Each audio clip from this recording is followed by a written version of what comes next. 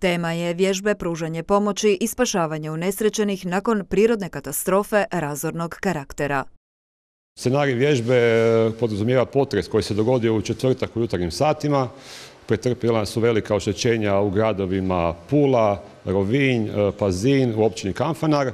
Aktivira se sustav civilne zaštite Istarske županije, upućuju se operativne snage na teren. Kako bi simulacija bila što vjernija, posebna se briga vodila o pripremi lokacije. Ove 3 zgrade od iza su sad prioritet. Tu imamo preko 30 markiranata.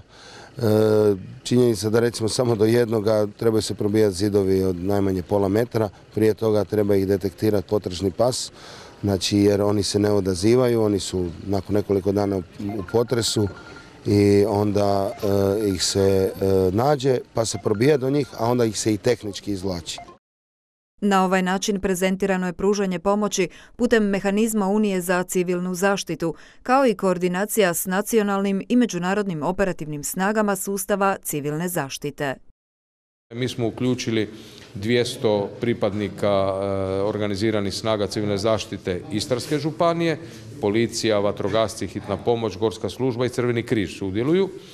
I sa 200 ljudi i gotovo 70 vozila svih vrsta. Imamo međunarodni tim za analizu vježbe gdje su predstavnici Sjedinjenih Američkih Država, Čilea, Švicarske, Slovenije i Hrvatske.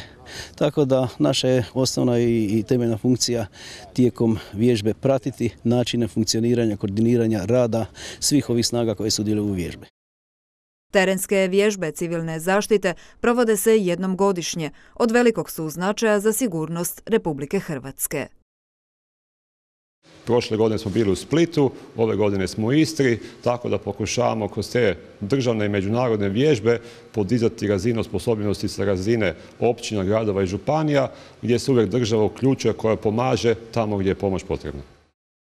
Budući da se provođenje vježbe odvija u realnom vremenu, moguće je da potraje sve do ranih jutarnjih sati. Program službeno završava u nedjelju nakon detaljne analize terenskih aktivnosti.